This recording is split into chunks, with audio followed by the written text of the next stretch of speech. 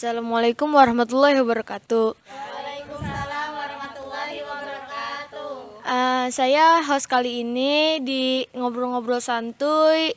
Ini salah satu program OSIS SMP Islam Kreatif Al Khairiyah. Nama saya Dika Muhammad Arafah. Nah, terus saya di sini udah bareng teman-teman saya. Ada Widi, halo Wid. Halo. Ada Jessica, halo Jess. Ada Dini, halo Din. Lalu kita sekarang bakal mewawancarai salah satu guru di SMP Islam Kreatif Al Khairiyah, yaitu guru PAI, Bu Neneng Awaliyah. Halo Bu. Halo, assalamualaikum. Assalamualaikum. Waalaikumsalam. Nih Bu, pertama-tama kan saya mau nanya kabar Ibu gimana nih? Alhamdulillah Ibu sehat. Kalau ngobrol-ngobrol santuy ngobrolnya ngalir aja Bu ya? Iya, ngalir aja, nggak usah tegang-tegang.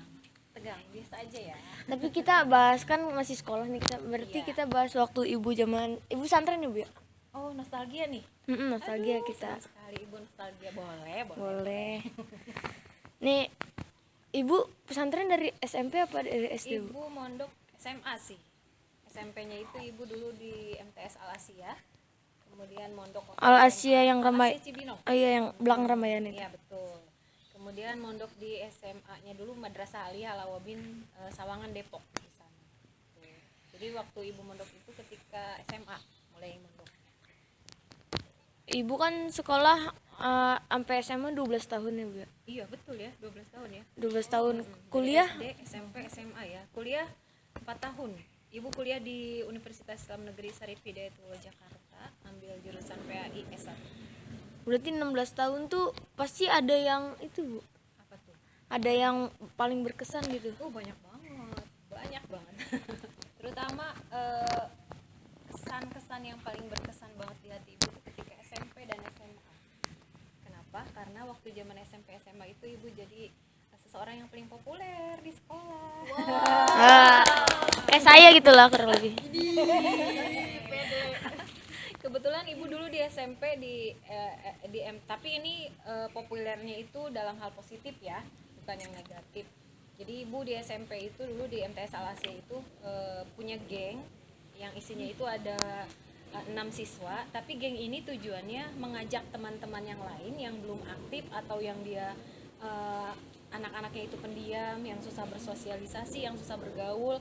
Jadi kita punya kayak visi dan misi mengajak teman-teman yang belum bisa bersosialisasi dengan yang lain, kita yuk ikut sesuatu, yuk kita ikut organisasi apa atau ikut pelatihan upacara atau apa. Jadi lebih ke hal yang positif itu ketika SMP. Alhamdulillah. Kan SMP tuh Bu itu 6 orang dong Bu. Untuk yang satu kelompok gengnya itu ya kebetulan 6 orang, dan kebetulan 6 orang itu tidak satu kelas sih, beda-beda kelas. Jadi masing-masing kita itu ada yang 3 orang satu kelas, yang 3 orang lagi tidak sekelas. Jadi kita masing-masing di kelas itu berprestasi, minimal masuk 3 besar. Kebetulan Ibu waktu di MTS Al Asia 3 tahun berturut-turut, alhamdulillah peringkat 1, sempat beasiswa juga, alhamdulillah. Kalau zaman dulu kan ya, kita dapat beasiswa itu sungguh satu kebanggaan, karena memberikan kebanggaan ke orang tua gitu. Nah, jadi Ibu berharap mungkin ya untuk zaman sekarang kalau ada anak-anak di sekolah, di SMP, terutama di SMP Islam Kreatif Al Khairiyah, kalau mau bikin satu kelompok boleh saja, tapi ke hal yang positif. Misalkan merangkul teman-temannya yang lain yang susah bergaul atau ada kesulitan berteman, karena kan permasalahannya di SMP itu biasanya seputaran teman ya, seputaran teman biasanya sih seperti itu. Jadi waktu itu Ibu sampai seperti itu gitu. Dan yang paling Ibu suka itu dulu sebenarnya pelajaran eksak, yaitu matematika. Oh, matematika. SMP. Iya. Tapi jadi PAI sekarang. Iya, jadi PAI ya. Tapi Nah, itu jalan hidup. 6 orang tuh sahabat Ibu semua tuh. Iya, betul. Ada nama kelompoknya itu namanya Gemol. G4A. G4A itu ada, jadi nama inisial, ada Gemol, ada lupa lagi Ibu. G4A pokoknya ya. Itu pokoknya nama-nama itu. Dan alhamdulillah sekarang dari ke-6 orang itu memang tidak semuanya jadi orang sukses ya. Ada beberapa yang jadi ibu rumah tangga gitu. Tapi ada juga yang punya yayasan sekolah sekarang. Dia punya yayasan sendiri di Jakarta. Kemudian ada juga yang sekarang di bidang ekonomi udah S2 kuliah gitu. Kemudian salah satunya ibu jadi pengajar, mungkin yang 3 jadi ibu rumah tangga saja. Tapi intinya ketika di SMP itu kita bikin satu kelompok, tapi bukan namanya bikin kelompok buat ngebully ataupun buat nyinyirin teman yang lain, tidak. Tidak, tapi kita bikin kelompok itu bikin gerakan visi misi apa sih namanya, mengajak teman-teman yang lain kesulitan bersosialisasi, kesulitan berteman, atau bahkan kita bikin kelompok belajar. Jadi kayak gitu. Mm-mm. Punya cara itu nggak sih Bu tersendiri buat bikin orang bisa Mm-mm. masuk ke biar nggak malu-malu lagi gitu? Oh gitu. Sebenarnya gini ya, mungkin ya kita untuk kalau yang zaman ibu dulu waktu SMP itu pertama tidak memilah dan memilih teman. Dalam arti gini, kalau kita punya visi misi ingin mengajak teman yang kesulitan bersosialisasi biar dia bisa nimbrung dengan temannya yang lain, kita jangan bosan-bosan selalu merangkul mereka gitu. Atau misalkan ketika ada teman yang punya masalah, kita jangan terlalu kepo ya. Kalau misalkan teman kita tidak mau curhat ke kita atau tidak mau cerita ke kita, jangan dipaksa. Tapi biarkanlah dia cerita ke temannya yang menurut dia nyaman gitu. Jadi alhamdulillah teman-teman ibu waktu zaman SMP tuh dengan adanya kelompok kita itu yang berenam, banyak yang terbawa ke hal-hal yang positif. Belajar kelompoknya jadi rajin, kemudian teman-teman yang kesulitan beradaptasi dengan teman yang lainnya lebih mereka lebih nyaman gitu, kayak gitu-gitu. Terus kalau di SMA, ibu dulu aktif di semua organisasi. Salah satunya Paskibraka ikut, Pramuka. di OSIS ikut. Di Pramuka ibu sampai yang di sini nih pangkatnya apa ya, hambalan ya kalau nggak salah, ibu ikut. Kemudian juga di pondok pesantrennya ibu termasuk salah satu pengurus yang mengurusi adik-adik kelas santri di sana. Jadi ibu sengaja mengikuti semua organisasi dengan tujuan itu untuk bekal ibu nanti ke depannya gitu. Jadi kalau kita udah punya jiwa seorang pemimpin nih ketika kita zaman sekolah, jadi insya Allah ke depannya jiwa kepemimpinan tersebut bisa kita amalkan di masa depan selanjutnya. Nih Bu, SMP kan itu 6 orang tuh kan nggak, kita aja yang sekarang misalnya ada temen yang pendiam, kita bodo amat gitu kan. Iya, kayak cuek aja. Itu gimana tuh Bu biar kayak gue pengen nih teman-teman terbawa aura positif kita ya, terbawa. Yang tadi ibu bilang, pertama mungkin kita harus tidak bosan-bosan untuk merangkul ke dia, tidak memilah dan memilih teman. Maksudnya gini, saya nggak mau sama dia karena dia badannya bau misalkan, atau saya nggak mau sama berteman dengan dia karena dia jelek misalkan. Jadi tidak melihat fisik atau kemampuan orang tersebut. Jadi kalau misalkan kita punya niat baik, ya lakukan saja gitu, tanpa memandang itu apapun. Dengan memperhatikan, tetap ya, kalau lawan jenis kita memperhatikan etika, kalau dengan lawan jenis itu harus seperti apa. Yang paling utama sih kalau yang ibu lakukan dulu memang dari kelompok berenam itu ya, kita programnya ya merangkul teman-teman yang kesulitan bersosialisasi dan diajak, salah satunya ngajak bareng belajar, salah satunya. Jadi kalau ada teman yang susah bersosialisasi, yuk kita belajar bareng yuk gitu. Nggak harus ada tugas dari sekolah ya, misalkan ada tugas belajar kelompok dari sekolah, tapi bisa dilakukan juga misalkan sewaktu-waktu, kalau misalkan lagi waktu senggang nih, kita kumpul terus kita obrolin kayak gitu-gitu mungkin. Ibu pernah ikut-ikut lomba nggak sih Bu? Lomba misalnya lomba pramuka tuh sampai keluar-luar gitu. Maksudnya sampai keluar kota lah, kabupaten. Oh enggak sih, kalau lomba ibu belum pernah kalau lomba. Jadi ibu lebih banyak bergerak di untuk Paskibraka ibu 3 tahun berturut-turut jadi pengibar bendera di tingkat kelurahan Sawangan waktu itu. Jadi ditunjuk sama pondok pesantren. Kemudian pernah juga ikut lomba poli sebenarnya, juara 1 juga lomba poli dulu. Jadi memang ibu waktu SMA, SMP itu untuk berorganisasi ibu sangat aktif banget gitu. Tapi ketika kuliah ibu tidak terlalu aktif karena posisinya jarak dari tempat kuliah ke rumah jauh. Jadi ibu lebih banyak mengeksplor diri ibu itu ketika SMP dan juga SMA gitu. Makanya ibu sekarang alhamdulillah bekal yang dulu waktu masih zaman sekolah SMP dan SMA itu ibu merasakannya sekarang. Jadi ibu tahu gimana harus ketika ibu memimpin diri sendiri itu harus bagaimana. Ketika bertemu dengan orang banyak, memimpin orang banyak tuh seperti apa. Kembali lagi apapun itu harus ditempa oleh pengalaman dan juga ilmu, itu yang penting. Emang rumah ibu yang dulu sama sekarang sama apa? Sama sih, nggak beda jauh. Sama aja. Cuma kalau dulu kan ke UIN, Universitas Islam Negeri Syarif Hidayatullah, itu lumayan jauh kan ya, gitu. Jadi karena rutenya jauh tersebut, jadi ibu nggak terlalu aktif organisasi. Jadi ibu lebih memperdalam organisasi itu ketika SMP dan SMA. Maka beruntunglah kalian yang sekarang di SMP sudah terpilih jadi OSIS, aktif di OSIS. Jangan malu untuk mengeksplor diri atau malu untuk menunjukkan bahwa saya mampu di sini. Kalau ada masih banyak kekurangan atau misalkan kesulitan, itu pasti ya, pasti kalian akan menemukan kesulitan-kesulitan tersebut karena butuh waktu dan pengalaman, seperti itu. Ibu kan ibu populer nih waktu SMP. Iya. Nah itu kan pasti ibu pernah nggak ngerasain dibully apa? Alhamdulillah enggak.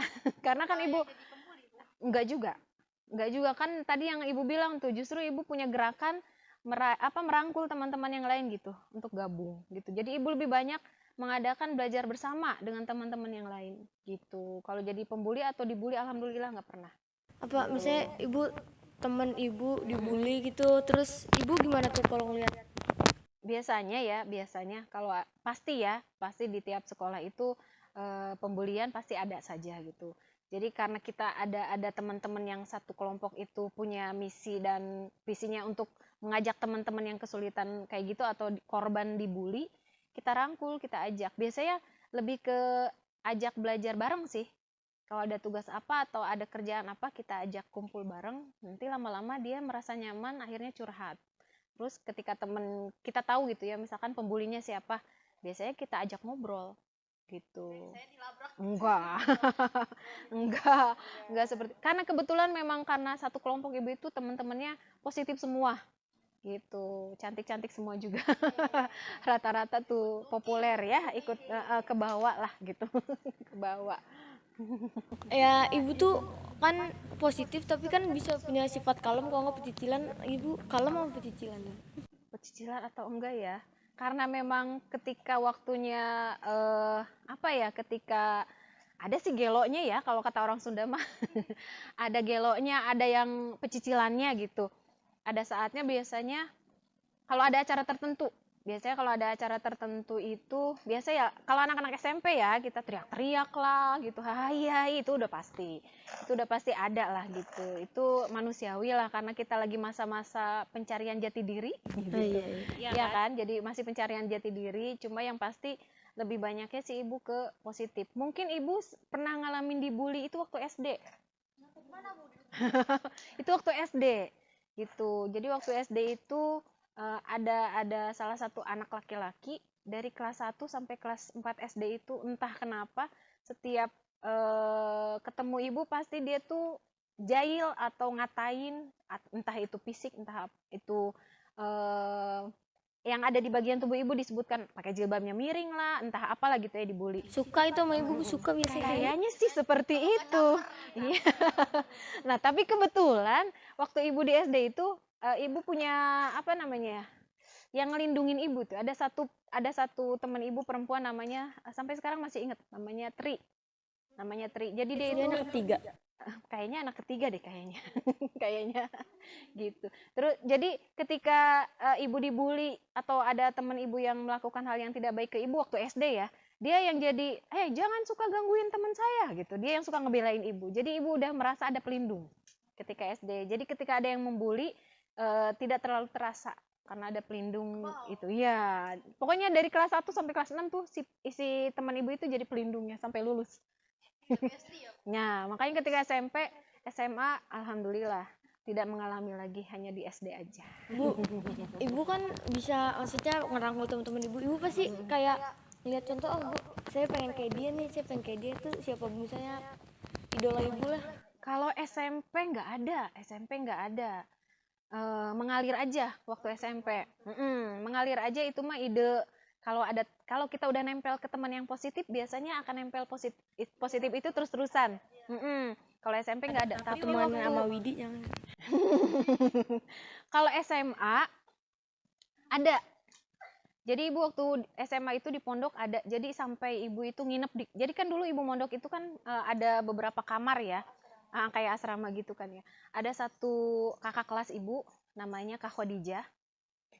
Kenapa ibu ngefans banget sama Kak Khadijah, tapi Allah magfirlahum, beliau udah meninggal ya, udah nggak ada Innalillahi wa orangnya. inna ilaihi raji'un. Jadi Kak Khadijah itu pertama cantik, cantik banget. Kedua, selain cantik, pinter banget. Nilainya itu tidak pernah lebih dari 100. Tidak pernah kurang dari 100. 100 untuk semua mata pelajaran.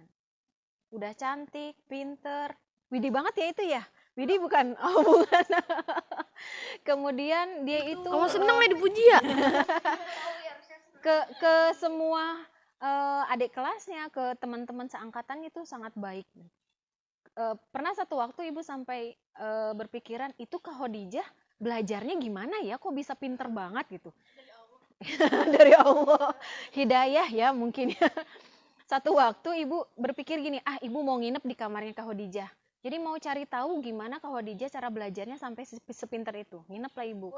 Boleh tuh diizinin, Kak Khadijah saya mau nginep boleh nggak? Oh boleh, silahkan gitu. Ternyata sama aja dengan yang lainnya. Yang membedakan adalah Kak Khadijah itu sering mengulang-ulang pelajaran. Jadi bukan dihafal ya, mengulang. Jadi misalkan nih, Dini besok mau belajar matematika nih misalkan. Malamnya itu Dini hanya membaca sekitar 10 menit aja pelajaran yang akan dipelajari besok. Bukan dihafal, hanya dibaca. Dan diulang-ulang terus seperti itu sama Kak Khadijah setiap hari. Dan nempel di otaknya. Ibu juga nggak ngerti. Kemudian, itu yang pertama ya. Kemudian yang kedua, pasti sholat malamnya rajin.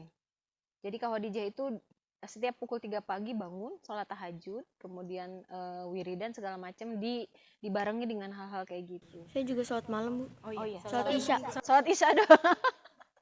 Sama ya, Jessica sholat isya aja ya. Iya. Oh iya benar. Iya, atau mungkin Widi bangun tengah malam tapi ke kamar mandi doang kencing tidur lagi. Oh iya. Sayang sekali ya.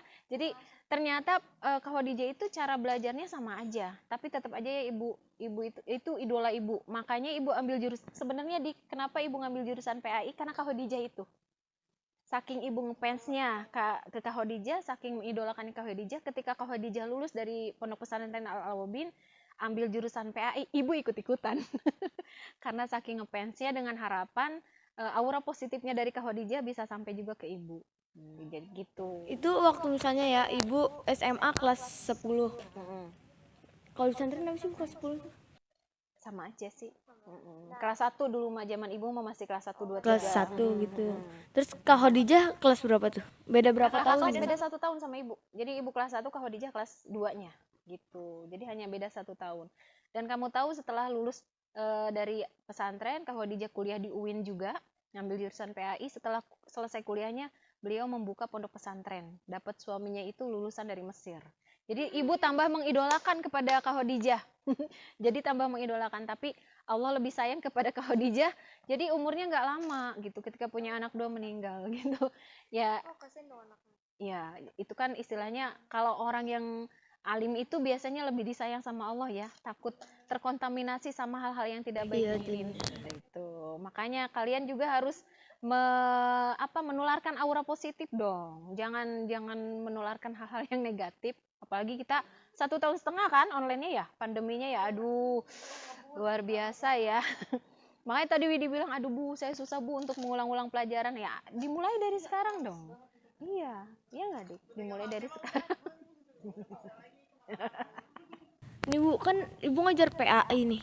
Iya. Nah, ada kelas paling susah nggak Bu di sini nih, di Al-Qaryah nih? Ngajar anak-anaknya maksudnya? Iya, kelas mana gitu paling susah banget. Sebenarnya sih masing-masing kelas beda-beda ya. Kelas 7 mungkin karena masih baru, masih taat aturan lah ya kelas 7. Iya. Jadi masih taat aturan. Kelas 8 udah mulai tuh goyang-goyang tuh. Entah goyang apa tuh. Mulai kedisiplinannya, kemudian memahami pelajarannya, mulai itu. Kelas 9 udah mulai rasa timbul, udah mau keluar dari sekolah, jadi mulai dah dia berbuat hal-hal yang sebenarnya mungkin mereka pikirannya nggak terlalu untuk niat berontak atau misalkan berbuat hal tidak baik ya, cuma mungkin karena keadaan atau merasa saya udah kelas 3 mungkin, ibu juga kurang tahu. Padahal kalau di SMP itu cuma 3 tahun, iya nggak? Nah, di SD itu 6 tahun, lebih lama di SD padahal. Tapi kenapa kalian tidak bisa bertahan yang cuma 3 tahun? Soalnya itu kalau ibu kan kalau masih kecil mah masih udah ikut-ikut aja. Iya kelas 6 masih kecil. Iya, oh iya. Iya tapi kalau udah SMP 3 tahun tuh udah ngerasa. Oh, udah terasa lama ya. Soalnya dia udah nggak mau sekolah kali. Ibu tuh sekarang tuh orang kayak gimana sih bu? Ibu, sekarang masing-masing proses kehidupan ya tahapannya beda-beda. Mungkin waktu zaman SMP sama kayak kalian ya, masih seneng namanya masih cari jati diri, jadi masih senang main ke sana, senang main ke sini, senang kumpul di sana di sini gitu, masih nggak jelas lah gitu ya. Ketika SMA, ketika banyak tanggung jawab yang ibu pegang, organisasi yang ibu ikutin, mulai tuh pola pikirnya mulai lebih rasa tanggung jawabnya, terusnya lebih, dan kebetulan kalau ibu kan anak kedua dari 7 bersaudara ya. Iya, saudara ibu banyak. 7. Iya. Cristiano Ronaldo. Salah satu yang menyebabkan kedewasaan ibu, salah satunya mungkin dari lingkungan keluarga juga ya. Yang dari 7 bersaudara itu ibu anak kedua, punya adik yang banyak gitu. Jadi untuk tanggung jawab mungkin sudah terlatih di rumah. Tapi kedewasaan itu bertahap naiknya itu ketika SMA. Dari SMP kelas 3 ke SMA mulai naik. Tapi waktu ibu mondok juga sama lah, ada nggak betahnya. Pura-pura sakit, pengen pulang. Sama. Iya, sama. Itu pernah ngalamin kayak gitu. Enggak sih, kabur mah enggak. Cuma pura-pura sakit. Pura-pura sakit terus izin pulang, nyampe rumah sembuh. Kalau penyakitnya yang mondok kan biasanya seperti itu, biasanya gitu. Kalau mondok kan kalau kata orang kalau belum sakit Mm-mm. gorengan gitu. Mm-mm. Kalau belum sakit belum masuk juga. Kalau belum sakit belum masuk. Oh, itu kembali lagi ke orangnya mungkin ya. Iya. Korengan mah itu mah penyakit yang memang karena memang lingkungan pesantren ya seperti itu, karena satu tempat rame-rame segala macam gitu. Itu kembali lagi ke orangnya, bersih atau enggak gitu. Kalau orangnya jorok ya pasti banyak korengnya. Biasanya laki-laki ya. Enggak juga, perempuan juga ada. Saya nggak tahu. Teman-teman saya laki-laki yang ya kan tapi sekarang mah pesantren udah ada yang kayak hotel-hotel gitu. Iya ada.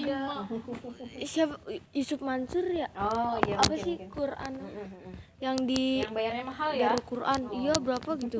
Saya dulu mau masuk situ tapi nggak cukup 600.000 aja apa dia.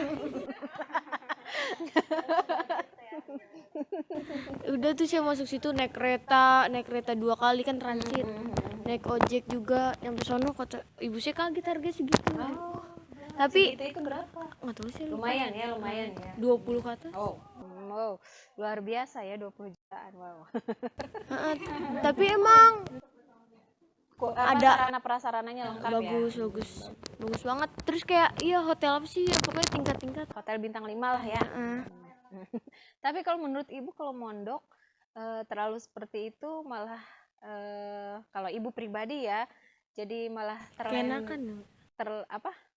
Iya, jadi kalau ibu pribadi jadinya ibunya harus lebih memberikan semangat ke diri sendiri karena kan fasilitas lengkap kan, jadinya bantalnya empuk tidur lagi nih lama-lama, iya kan.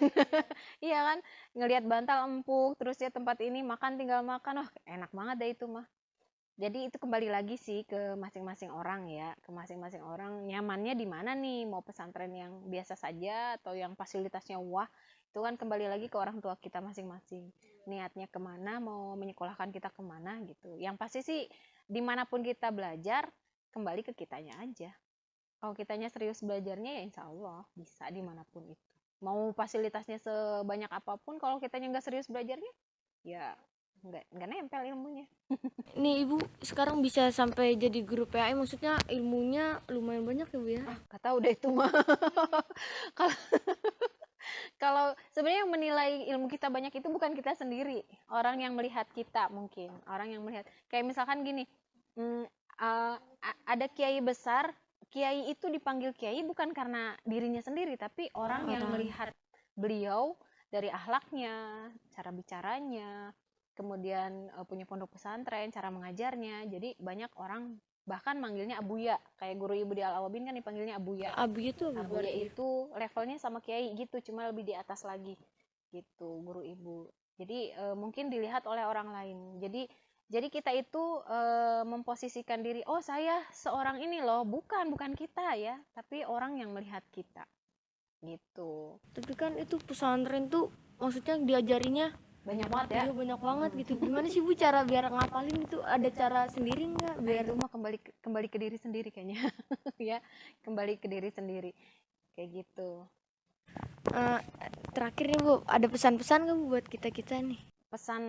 Pesannya buat terutama mobil khusus untuk anak-anak SMP Islam Kreatif Al Khairiyah, perbanyaklah kalian menularkan energi positif ke teman-teman kalian yang lain gitu ya. Jangan melakukan hal-hal yang tidak ada manfaatnya gitu. Itu yang pertama. Kedua, hilangkan rasa malas ataupun hal-hal yang bisa merusak keilmuan kita sendiri. Itu yang kedua. Yang paling utama adalah jagalah akhlak ke teman, akhlak ke guru, terutama ke orang tua. Karena kalau kita menjaga akhlak kita seperti yang Rasul ajarkan, insya Allah kita akan berkahnya di dunia dan juga di akhirat gitu. Perbanyaklah menularkan aura positif. Udah itu aja mungkin pesan dari Ibu. Udah sekian aja ya ngobrol-ngobrol santai sama saya sama teman-teman saya juga. Semoga bermanfaat, positifnya diambil. Kalau ada negatifnya ya dipelajari aja, jangan dicontohin. Cukup sekian ngobrol-ngobrol santai dari anggota OSIS dan Bu Neneng. Wassalamualaikum warahmatullahi wabarakatuh. Waalaikumsalam warahmatullahi wabarakatuh.